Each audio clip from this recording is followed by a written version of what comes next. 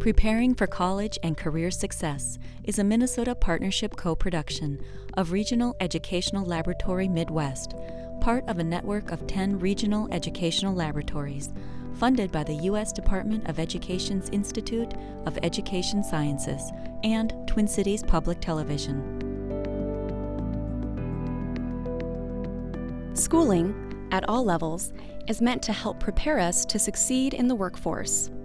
But for many students, the pathway from school to careers is marked with obstacles and confusion.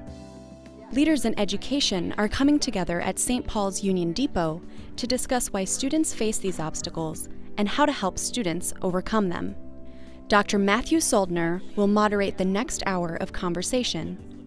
Matt holds a PhD in education from the University of Maryland. He is currently a senior researcher focusing on higher education issues at American Institutes for Research in Washington, D.C.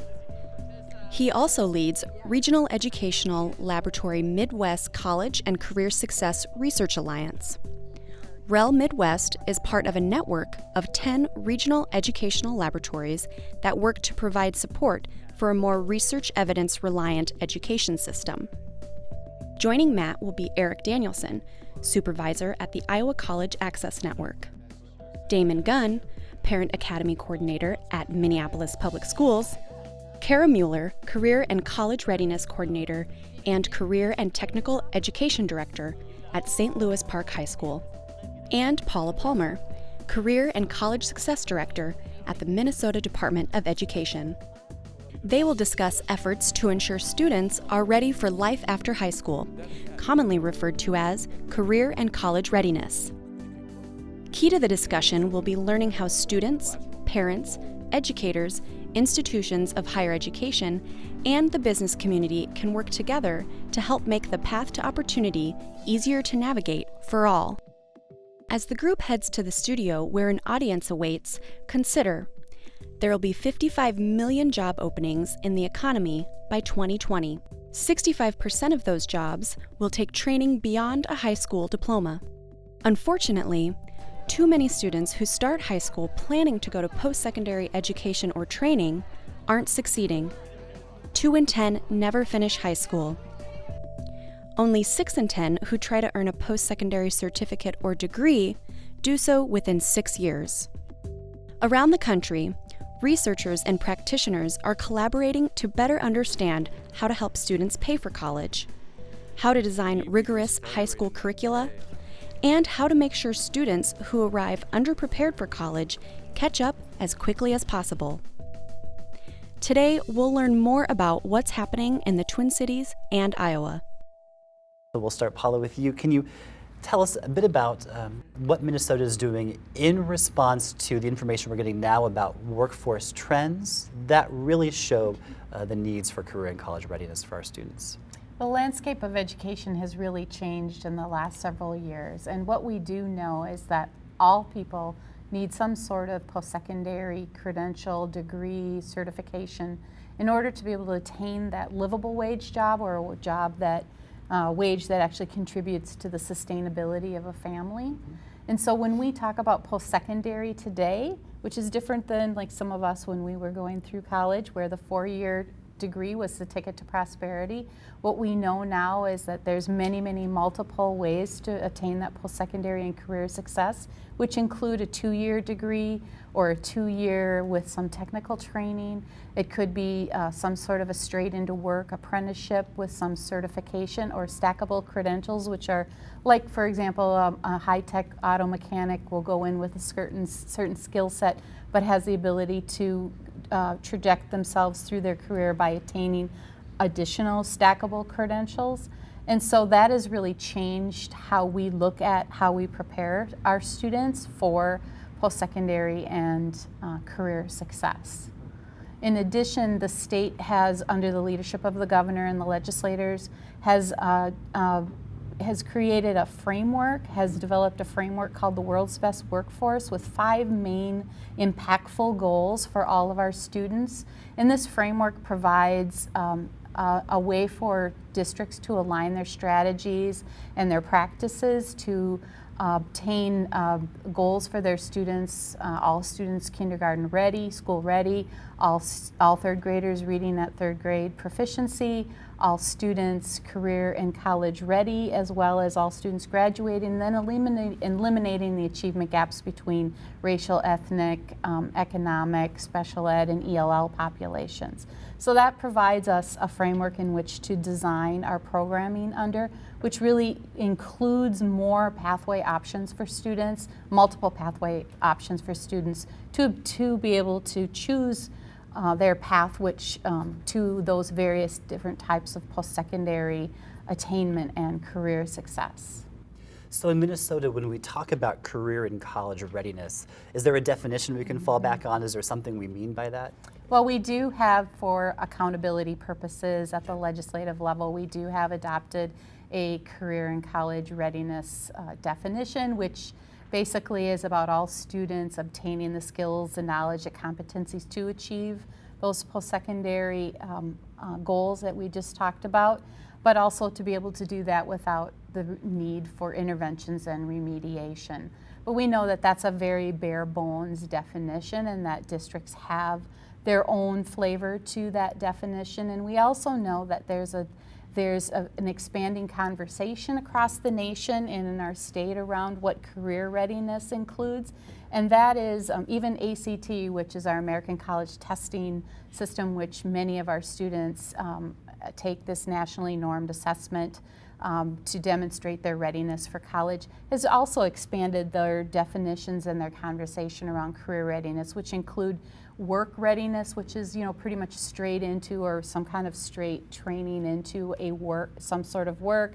Career readiness, which would be skills and competencies that would be needed in a certain field, as well as career readiness, which might be, or job readiness, which might be like a landscape technician or a forklift operator who has very discrete kinds of skill needs. So that has definitely, again, changed our conversations and how we plan and how we think about preparing students to be ready once they get into those upper grades and be able to take appropriate coursework that will help support their goals for post-secondary and career. Now, Kara, you're in a building doing this work every day. Tell us what's happening at St. Louis Park High School. Well, great, yes.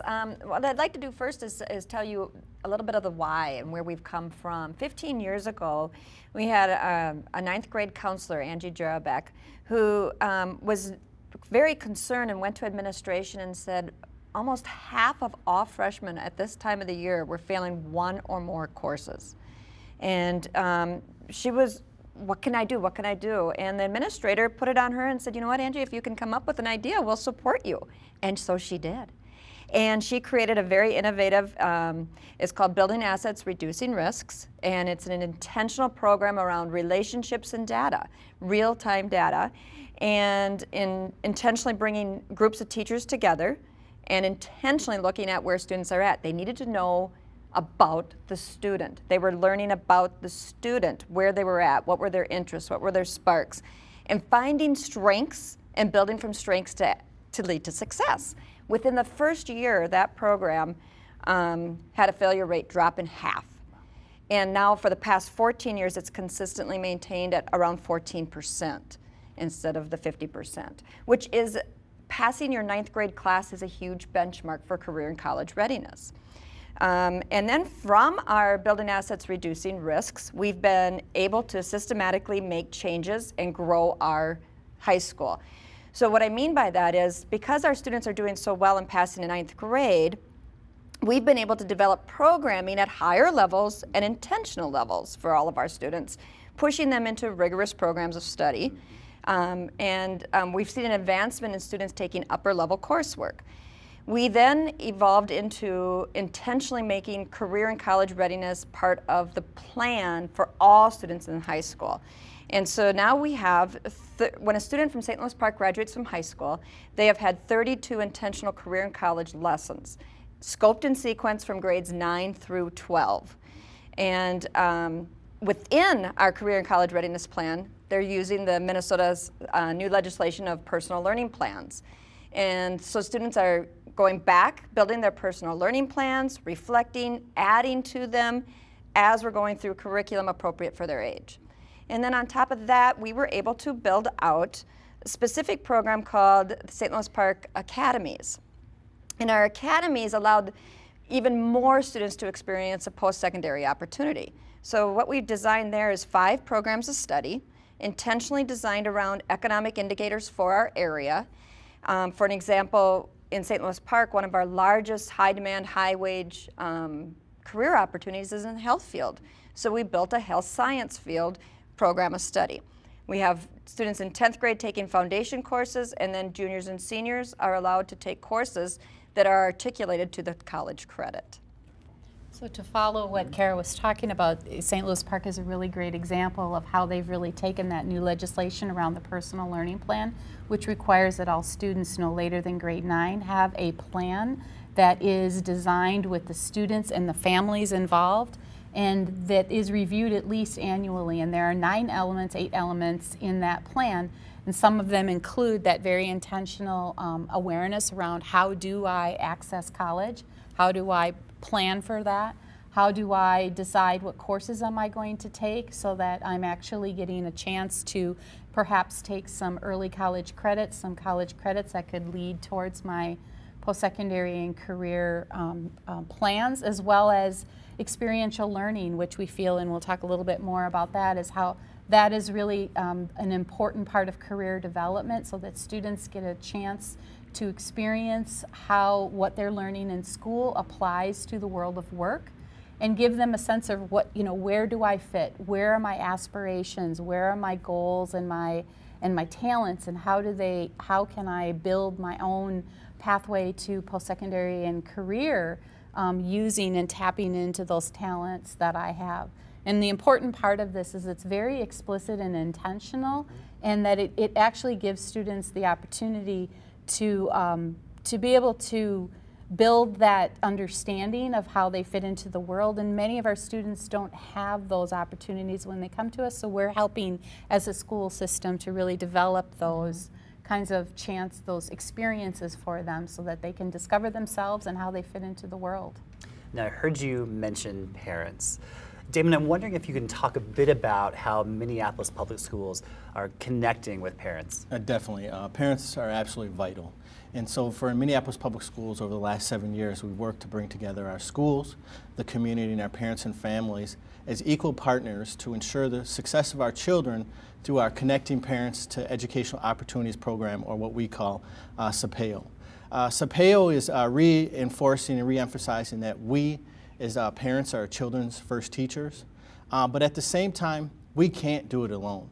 And we need our home, also along with the schools and communities, working together to ensure the success of our children.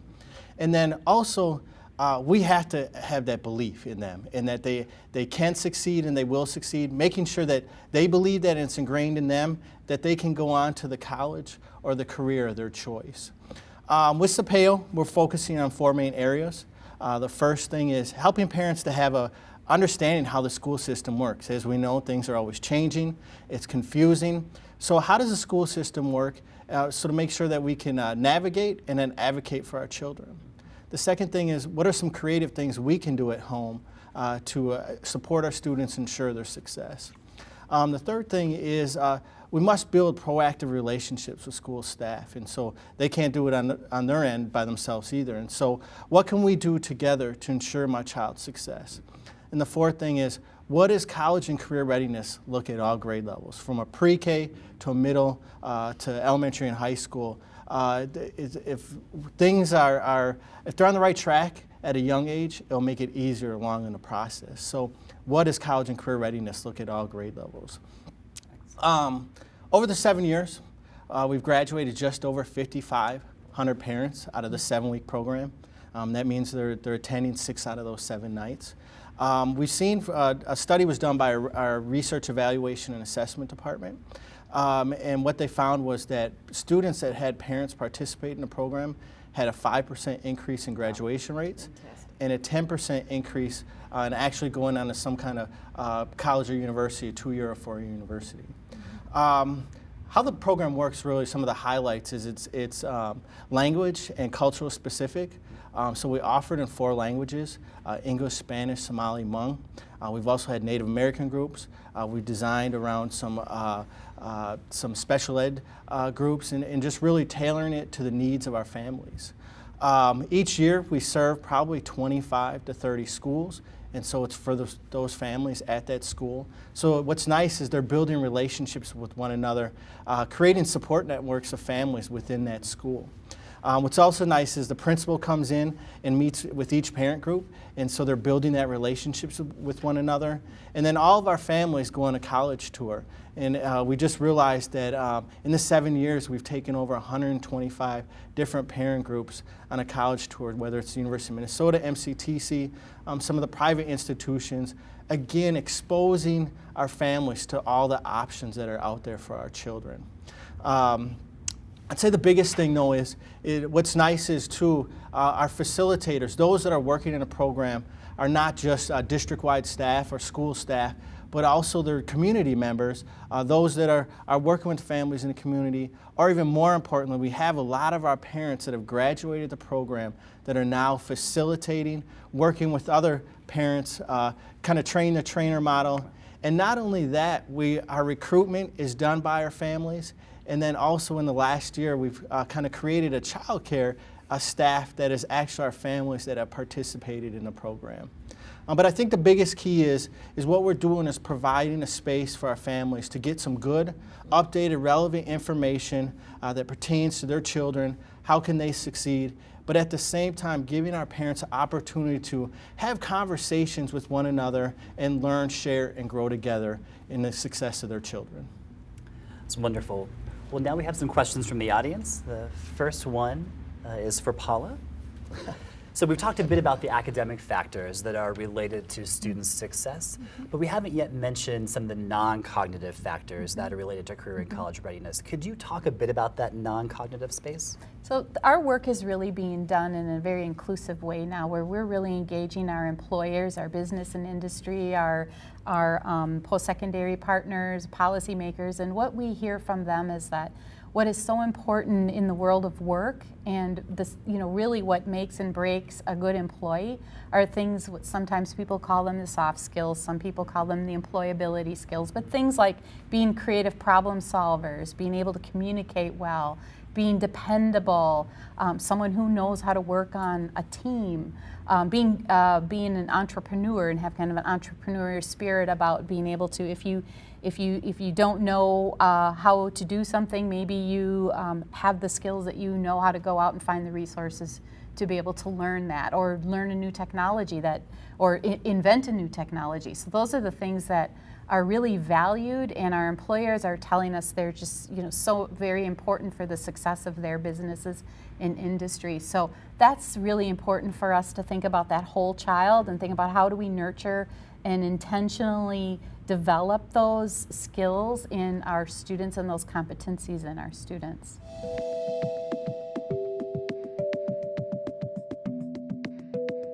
So Erica, research shows how important it is to get parents or other adults involved in students' decision-making around college. I wonder if you could talk with us a bit about how Iowa College Access Network is engaging parents and families around the college admission process. Sure. We were created back in 1998. We're a private, not-for-profit corporation that travels all over the state of Iowa giving talks on career and college planning and financial aid, and we're in 99% of the high schools in the state of Iowa. And most of these events happen at night with students and parents being involved. And one of the things that we started to notice, and probably if you ask people in Iowa what we're known most for, would be financial aid aspect. We've done over 5,000 FAFSAs this year in helping families fill that out. But we started to realize that there were many families not exactly making good financial decisions on where their students were going to college. And some of that aspect, or reasons why, was the careers that students were picking. And so even though we had always also done for sophomores and juniors a college planning presentation, we realized we really needed to focus more on the career planning aspect as well, and that it was a process that needed to start earlier. So this year, we've begun a pilot program, what we call Freshman Transition, where we're starting to talk at the end of 8th grade year or beginning of freshman year to students and parents also about the career and college planning and a little bit about financial aid so that they can get a grasp on it just a little bit earlier. One of the things that we really want to stress in any of the presentations that we do with the parents when they're there is at least that they're there, so we know that they're involved in some way. But we've seen in our one-on-one office appointments that we can also have with families as well. Another way that we help out is that many of them don't begin actually talking about the financial aspect of it until occasionally it's too late. Decisions are already being made or they really feel stuck. I had one gal and her mom come in a week before she was supposed to move in last year into a college campus out of the state of Iowa. And I was a referee in a boxing match there, you could tell. They had a lot of disrespect going back and forth, especially from the daughter to the mom. And when it all came and said, and what I was trying to spell out to them is how that was going to cost them almost $100,000 to go there for 4 years compared to maybe staying in state. And we're not going to tell a student where they should go, but at another school, how it was going to be half that, which is still a lot of money, but not $100,000. After hearing me talk, they still made the decision to go to the other school, and we're just praying that the second, third, and fourth year the financial aid might be there and they may have to pay less than the first year. Not making good decisions. So really what we're trying to do is reaching families and parents sooner within going out to these high school presentations and seeing them 8th grade or freshman year, sophomore, junior, senior year, wanting them to come in and talk with us so that we can work through them within a plan. And one of the main aspects of that plan is getting the students to take a look at career information earlier. It's not something that they're going to sit down all of a sudden magically, that's going to be my career for the rest of my life. They need to continue to research it throughout all of high school. And why that's so important and tied into financial aid is another aspect that we see a lot as college students get into too much debt. Everybody reads articles about that. Well, ACT, we had mentioned them earlier, they do a lot of studies, and one of them said that 2/3 of the students that are entering college are declaring majors that they don't have the abilities or interest in. In other words, they're picking majors that they're not going to be successful at, and this is, I think, leading to more and more debt. If you can do the research earlier, you're going to make a more informed decision on the college that you're going to, and along the lines, we're also trying to tell them, research what your career is going to pay you starting off with once you're out of college, because that should be a target for what you're borrowing in student loans. Obvious statement, not every career pays the same amount of money. We all know that. But I think it is something that we need to let these students and families know, because there are people that are borrowing at a much higher level than what their career is going to, repayment capability is going to be. And as we reach them earlier, and we need parents involved in this decision. I know in high school I wouldn't have known a lot about this information without some help with my parents there either. This is one way that we're trying to get them engaged. And I had mentioned earlier, everything at ICANN that we do is free of charge to students and families and to the high schools that we go out and present in. Being a nonprofit, everything we do is at no charge to them.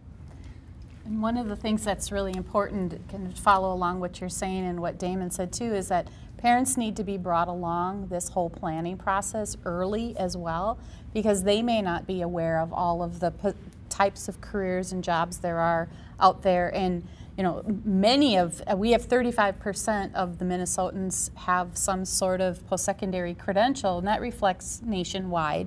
But what maybe they aren't aware of, because it's changed since we all went to college, that some of these really high-paid, high-tech, highly employable positions are 2-year with some sort of technical training along there, and that's like a huge paradigm shift for many of our parents. So, you know, what Damon is doing in helping parents and bringing them along on all of this, and what they're doing at St. Louis Park is really crucial. Well, so that does bring up the point that it sounds like you really can't start too early, and so I'm curious, Damon, What are you guys doing in Minneapolis Public Schools working with parents to get them thinking about career and college preparation? Yeah, I agree. You can't start too early, and that's what, when we work with our families in the SAPEO program, that's number one what we're telling them, that it starts right now. Whether they're 3 years old or whether they're 13 years old, we need to start right now. And that is, as parents, we number one are role models, and we are ultimately our children's first teacher. And so the messaging has to come from us. We first and foremost have to believe in our children and let them know that we believe in them and that they can and will succeed. And in that, at the same time, though, we can't do it alone. So we need to build those proactive relationships with the school staff. They need their help. They need our help just like we need their help. But at the same time, we have to show interest in their schoolwork, right? If they see that we care, they're going to care. So simple things, we're telling our parents simple things like just opening up their backpack each and every day, checking their homework, maybe asking them some specific questions about their school day, specific to a subject or something, not just how was the day, some specific questions. They'll see that we really are taking an interest in their education and they will care just like we will. I think another big key that we need to do as parents is expose our children to as many different things out there as possible. That can be a ball game, it could be a play, the theater, museums, but just helping our kids to see that the world is a much bigger place and all the options that are out there, especially when we talk about college and career readiness. And really asking them some pinpointed questions about what are their interests and relating them back to maybe their coursework, their subjects, and helping students to see that connection. And especially during the summertime. We need to keep our children involved during the summertime, expose them to opportunities, camps. What's nice is too, I talked about different things we can do to expose our children, but there's so many different organizations out there that are providing free opportunities. I think about there's a Ticket for Kids program, there's Ticks for Tots, Project Success. The libraries have programs to give away opportunities to attend different things. So really exposing our children. But I think the number one thing we need to do as parents is ultimately love on our children. I think too many of our students, it's easier to give up, and it's a kind of way to save face, right? It's easier to just give up than to try and maybe fall down. But if they know that we're there in their corner, we're supporting them, love them, it's a lot easier to get back up again. And so our children have to know that we are their number one cheerleader, their number one fan. We're going to support them from the beginning to the end. So Kara, I wonder, hearing that, what does parent involvement look like for you in a high school setting? Well, first off, I have to say I'm very, very fortunate to work in a community. St. Louis Park's parents are highly involved and engaged. We have some work to do ourselves. Our parents give a lot to the schools, and they play a role in our academy advisory boards. But at the same time, we were just on the verge of planning out our own parent academy when I met Damon, and so this has been a fantastic opportunity for St. Louis Park to reach over and learn from Minneapolis schools on a very successful program, and a lot of that work is something that we actually have written into some of our plans for next school year. We really need our parents involved, but we really need to share out to our parents what they should be involved with. They don't know what they don't know, and the college process, post-secondary process, and the type of education you can get into, they need to be made aware of these opportunities, and that's why we want to create a parent academy and communicate more with our parents. Well, so we have a question from the audience that may get to the issues you all are raising. It focuses on a specific population of students, and that's first-generation college students, or perhaps students who are first in their family to navigate this, what can be kind of a confusing pathway. Yes. So I'm wondering, based upon your experience, what kind of assistance do those families need? What kind of programs should we be providing to first-generation students and their families? Well, at St. Louis Park, it's our 32 lessons. We're very intentional with the delivery system to all of our students. That's one thing. The next thing is we we work very hard to communicate their information out to the parents with phone blasts and emails, and we try to do it in other languages. The other essential thing is having events for them. We hosted a FAFSA night this year for the first time at our high school, and we brought in lots of students with their families. And we sat down with coaches from post-secondary schools, and then our counselors and myself, and we helped the parents get through the FAFSA. When we did that, we brought in two interpreters as well for the language issues. We also really need to bring our information out to their communities. Maybe they're not comfortable coming into the school systems. And so we're talking about how we can get out into the communities and maybe do it through a library system and things like that. It's a great point. I think a huge thing, and it's been successful for us, is just offering it in their languages. Having the facilitators part of that cultural group, and making it easier for them to understand. So what kind of steps do we need to take, but making sure it's in their language. So they're, number one, overcoming that language and cultural gap. For many of our families, the school system is very different here than they're used to back from wherever they're from.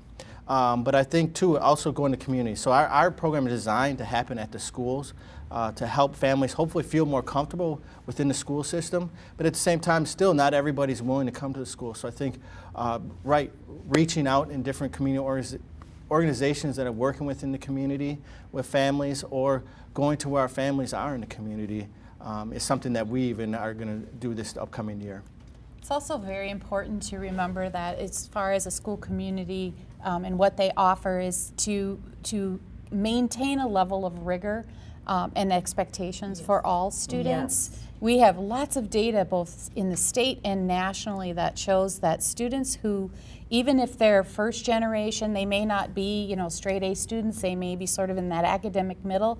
If they're given the opportunities and supported in all the ways that we've talked about here, if they're given opportunities to engage in relevant, engaging, rigorous coursework, they rise to the occasion, and they do very, very well, and they earn early college credit, and they see themselves, they develop that academic mindset, that academic identity that I can do this. But without those experiences, they're never maybe going to be able to see themselves doing that. So we have to provide that for them.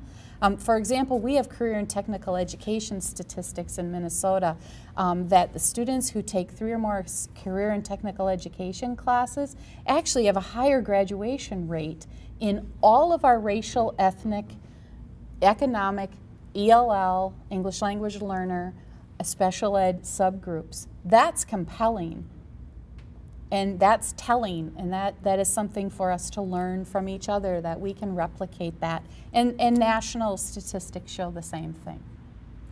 I would also say that first generation can mean a lot of different things. I was a first generation student, and in Iowa, being very rural, there's still a lot of places that will hear from parents saying, I didn't go to college, so I don't see why my son or daughter would need to, and we do try to put our presentations as if we're speaking to families that are going through it for the first time, and the students are as well, trying to reach out and let them know, here are free resources, including ICANN, but your school counselors, a lot of state agencies, trying to help them through the process that you don't have to do it alone. There's many places where you can go for help, but we do also try to talk to those parents who still might be wondering, why do they have to go to college? I don't need to, and throwing out statistics that when we talk college, we don't mean 4 years. I mean, it's any education beyond high school that the student can go for, and how more and more jobs nowadays, 2/3 of them are going to need some type of education beyond high school, and the importance of that.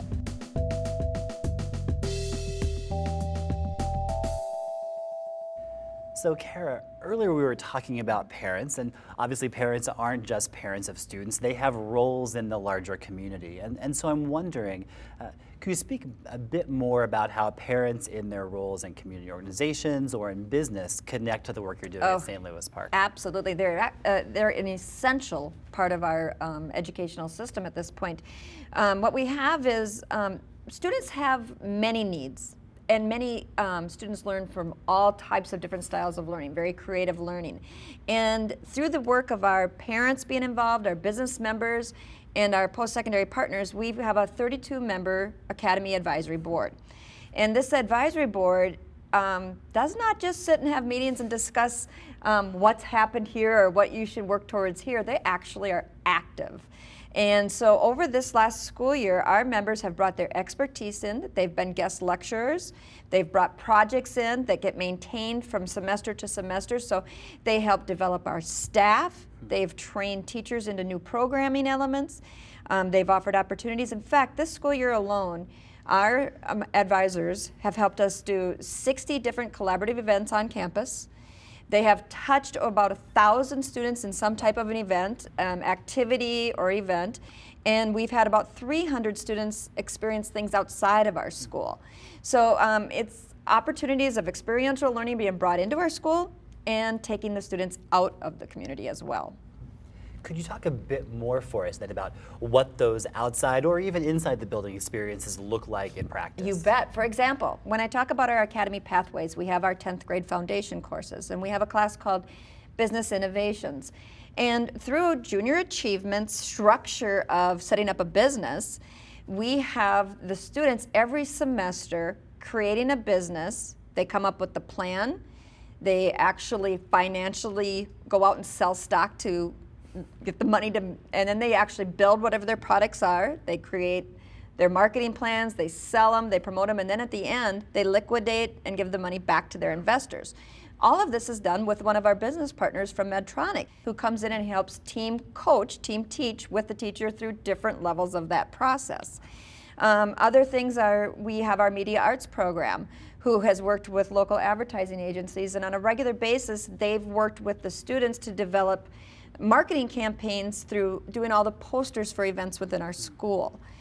Those are hands-on events. Other events could be a tour of a business, a tour of a college, and now we're starting to have wonderful relationships where actually business partners are reaching out to us and saying, I want to impact just a young girl who took a programming course. So we had a business lunch with this company and 5 of our programming females, and one of those females will be hired this summer in an internship with them. Incredible. Yes, so the business partners and our parent partners and our post-secondary partners really, really matter. It's also where we've seen really effective partnerships. They kind of like what Kara's describing, councils or advisories, which help to keep the programming fresh and relevant. They definitely and in sync with what's current as far as what's happening in that field. And where we've seen really effective partnerships, those partnerships don't just happen because somebody has a lot of money they want to donate to the school or because people think it's a good idea. They're very intentionally developed, nurtured, and they take time to get really deep, meaningful partnerships. Paula, I thank you on that. You are 100% correct. And one of those deep, meaningful relationships, again, through MnSCU and Advanced IT, led us a pathway of, we found a dynamic teacher for our computer science area. His background was more in general business, his MBA and things like that, but he had a passion to learn it. So because of our connection with Advanced IT, he introduced us to an individual named Will. And Will spent all last summer tutoring our teacher, and now our teacher is offering Introduction to Programming and teaching 60 students how to program based off how he learned. It's a really good example of that mutual benefit and that win-win for Yes. all. That we really need each other. Education needs business and industry and community now. And community and business and industry need our schools. They do. You're right. Well, and kind of in that win-win, it strikes me that if you're a business going into the school and you're saying, here's the curriculum, here's the skills we need students to be able to succeed in our workforce, I mean, they're kind of creating a talent pipeline that's directly into their field, so it's incredible. And that's why it's really important for secondary and post-secondary and the industry are very, very well connected because we're interdependent, codependent partners in actually making that happen for students. So Eric, I wonder what's happening in Iowa. What kind of business collaborations are you seeing there? Well, we're just starting to get into more business collaborations within ourselves at ICANN as well as within the schools. I think in the past when we've approached business leaders to sponsor some of our presentations, since we are a nonprofit, we try to get sponsors of our presentations to help come in, and financial institutions and colleges and universities have come on board, but the businesses not as much. Even though we've been hearing from the businesses how there's a shortage of skilled workers that are now and going to be even worse a few years down the road. So we've been trying to talk with them and let them know we have a captive audience already within the schools. We have these relationships already, students and parents there, where you can do exactly that and talk about what skills, what opportunities that are there that there's no way we could keep track of it all at ICANN, and they can actually have a real life example right there. So one of the things that we were able to accomplish this year is to get a partner in the Greater Des Moines Partnership. They're a group that is made up of 22 Chamber of Commerce in about a 40 to 50 mile radius of the Greater Des Moines area, where they realize that there is a shortage. They also have a desire to keep the best and brightest within the Des Moines area as well. So there's a benefit to them too. True. And so they realize that we are starting to reach these students down in high school now, and not just before they're going to graduate from college and looking for jobs. So they're coming in with our presentations, especially our career and college planning one, and having someone there that is a member of the Greater Des Moines Partnership in some business field. John Deere Community Credit Union was one example of a gentleman at a presentation I was at that came in, and he actually did the first 10 minutes of the presentation that I would normally talk about with career planning. So it's less work I've got to do too. It's nice. But really it enhances our presentation by bringing in these examples and these business leaders, and then obviously the benefit to the student and parents is getting some of this information about, again, real life examples, what's going to be available, where shortage areas are, what skills are needed that they can talk about, not just within the job, but we had mentioned earlier, Paula, about the cognitive, non-cognitive skills that are there. They can talk about that as well and the importance of that, just one more person to let families know. And then once you get those business leaders in, or this partnership, and they start talking to the school counselors, and maybe an administrator will be there, a principal superintendent is at the presentation, I think we're starting to see more and more, and will start to see more and more of these relationships growing. And right now that we've got the Greater Des Moines Partnership, I think that's going to enable us to get into other communities just like that throughout the state of Iowa as well and duplicate that.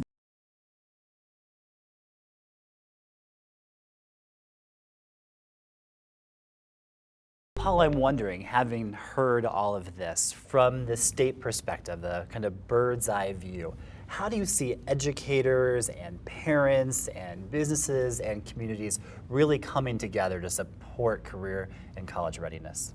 So we need to keep doing events like this where we're sharing this kind of information and building the understanding and awareness for folks.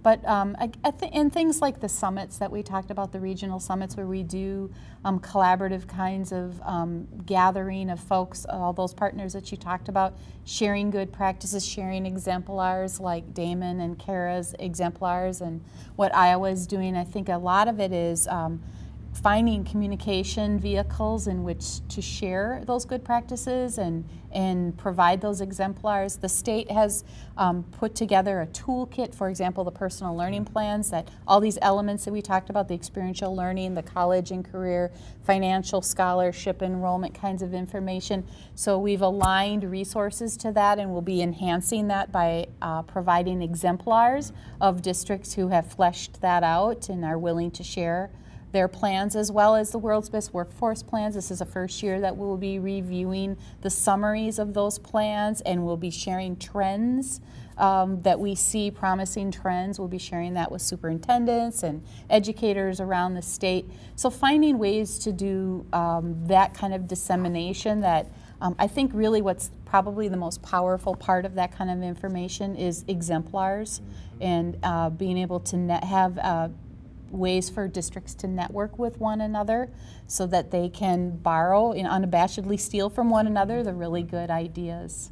And I think that, again, keeping our relationships alive and well and healthy with our partners, our stakeholders. to guide our processes. Absolutely.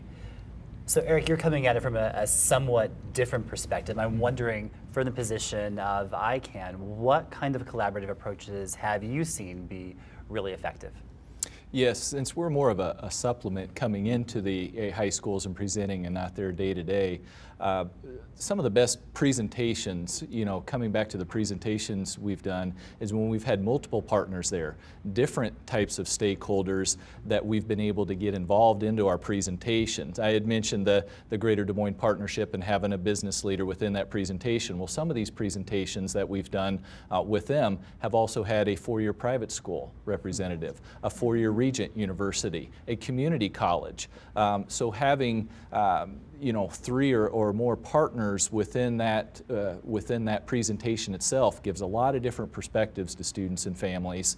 And on top of that, because time is such a valuable thing for students and families, for the schools, when they can offer it, really by bringing everyone together, you're not as redundant. You come to a time to where you're not able to maybe get into a school because there's just no time to do it. When you bring everyone together and get them all there, the redundancy and repetition doesn't necessarily have to be there. But I did want to mention that with these partners, we like to meet with them before we have these presentations and lay down, this is where we want you to come in, to kind of practice what we're presenting, so that they know what they're coming in and feeling more comfortable. But again, it's not that we're presenting any longer when we have these different entities come in and sponsor. They're just enhancing our presentation, taking some parts of it. And the examples that they give, even though that they might be with a specific college or university or specific business,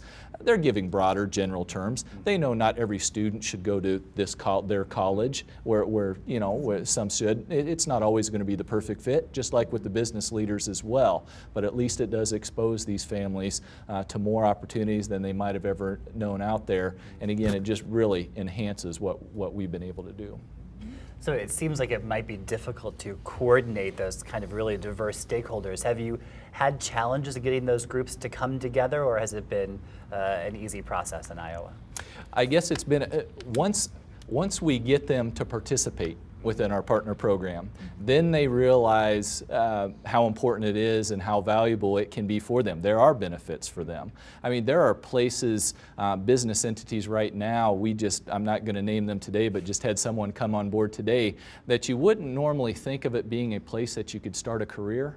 But there is a career in there, and that's why they want to reach students younger, to let them know we're not just a place to work in while you're doing it in high school before you go on to college. This is a place where you can have a career. So their advantage with us is reaching the students earlier, to hopefully students will begin thinking about that. Once we can get them in, then it's a lot easier to schedule them. And everything, usually the dates and everything, will always go through the schools, because that's where it's going to be. But as we get more on board, and the word gets out, it's been a lot easier to get these stakeholders to come and sponsor our events. And Damon, you have a somewhat different challenge. You're working with parents, asking them to engage with teachers, asking them to engage with schools, communities, perhaps business. How do you do that? How do you bring parents together with those different stakeholders to work on behalf of their students' readiness for careers in college? I think first and foremost, so everything for us is a collaboration. And so one, modeling the behavior ourselves. Even as a program, we can't do it on our own. It takes community partners or organizations that are working within families in the community, or even us, a longstanding partnership with the University of Minnesota for college tours. The Office of Higher Education provides financial aid presentations for all of our families. So I think modeling the behavior. And then I think second, we have to first acknowledge that being engaged and involved isn't the same for everybody. And so just kind of setting that expectation for our families that what works for one family might not work for everybody else. And so just acknowledging that, reminding that for our families. But for our families, yes, as parents, we do need to create those proactive relationships with the school staff. whoever's working with my children, what can we do to succeed? And stay the course, I would say, as parents. Whether it's elementary school or whether it's high school, we need to be just as engaged and involved. Even, I would say, if they're going on a 2-year technical school or a trade school or a 4-year university, we still need to be engaged and involved and support them along the way. And sometimes we might run into roadblocks. Maybe our students don't want us to continue to be engaged or involved, right? Or maybe even a school or a principal or a teacher maybe doesn't want you to, but what can we do together to ensure our children's success? And so I think part of it too is that belief in setting the expectations high for our children, and at the same time, when we're building those relationships with the school staff, letting them know, hey, teach my son or daughter the same way you would anybody else that you expect to go on to be career and college ready. And then two, I think for our families, there's pre-existing opportunities that are already out there to support them. So I think like our program, but also we have like in Minneapolis Public Schools, the Office of Black Male Student Achievement was just created to support our families. We have our college and career readiness. You have Step Up student interns. But we do need to be engaged, we do need to be involved and create those relationships because we can't do it on our own. Kara, last word. What's working at St. Louis Park? I believe we're making a difference with our advisory system. With our career and college readiness program and our advising, we've taken the workload of what we expect our counselors to do, one counselor to every 350, 400 students, and we've set it out across our staff. So what that means is we have 60 staff members, teachers in our building, who deliver our career and college curriculum through an advisory system. Now, we could have 60 different things delivered, but we actually don't, because there's one canned message, if you do, that's been created. We use electronic to deliver it. We videotape it. We deliver it out to the advisors. The advisors then facilitate in an advisory session, and it's really making a difference. We're developing the teachers for workforce readiness at the same time we're developing our students. The teachers are learning, and there's a really cool story this year because of our advisory system. Our band teacher is one of our advisors, and he had a relationship with a student that he's known for 4 years going through band, and he was talking to this individual one day about his plans for post-secondary, and the student was a senior and didn't have any plans yet as of October, November. So he just sat down and said, well, I do this with my advisory students. I can do this with an individual student. So he helped him, and together they came up with his top 10 list of schools that fit that student. And all of a sudden, that student was enrolling into schools, taking the Accuplacer, taking the ACT, and then the teacher got a little nervous about, well, I hope I'm directing him the right way, and then he reached out to me, and I was applauding what he had just done. Maybe this student would have totally slipped through the cracks, but because 60 other teachers out there are little counselors, he knew the talk, and he talked to that student. And what's wonderful about that story is this individual student was told in a meeting with the college, you are college ready. You're coming in with no remedial work. You're coming in to go right to 1,000 level coursework. And the student didn't even know. It's a belief. He didn't even, and the student's reaction was unbelievable. And they said, well, how did that make you feel? He goes, I can't wait to tell my grandma. But it all started with one more conversation that another teacher knew the talk.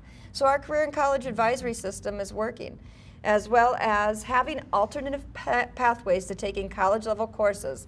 We have our AP, we have our IB, but we also have our CTE and our programs of study. So students from all levels can experience an opportunity to take a post-secondary course. The things you've shared today have been really wonderful, and I'm sure folks who are watching this are going to wonder, how can I have that in my district or in my state? So a question from the audience, how do these great works scale? How do we share them? How do we make sure that all students have access to the things that each of you are doing to make them career and college ready? Everybody has the power to make a difference. Everybody, we've talked over and over again about how this isn't just one entity anymore, providing both direction, opportunities, support, guidance. it really takes all of us, and everybody in the community really has the ability to lend a hand in that. Where we have seen this be successful, even in very small communities, is where everybody sees that they believe the responsibility for student success is on them. Everybody owns every child. And a true collaboration is where everyone shares the same risk and the same reward. But you have to get beyond just coordinating and networking and cooperating to really be in the sandbox together and lending your expertise, what you can offer your community. And it's great. It's a great day of hope for education, because there's a new awareness now that this is something that it kind of a crisis turning into an opportunity, where schools just can't do it all by themselves, and people are really around the state are really galvanizing around this. Other thoughts? We just need to share. When you hear of a idea or an opportunity at one community, one school district, ask them what they're doing. Be willing to share and replicate ideas that fit your audience. David's a perfect example. Your program has been replicated at how many other schools? We have, well, I think around 20 other districts in the area are using a similar type model. And then as now Cepeo, we may be yeah. as well at St. Louis Park. So It's exciting. we share. And again, it just speaks to we can't do it on our own. Just like say, we as families can't do it on our own. The schools and the community, we each have to work together to ensure the success of our children. Well, I want to thank you all so very much. And I want to thank our audience who's been with us here today for sharing your expertise and sharing your time about this topic that is so important for both Minnesota and Iowa and the whole nation. I'd encourage you all to visit REL Midwest website to learn more information about the materials we've shared here today. And thanks for watching.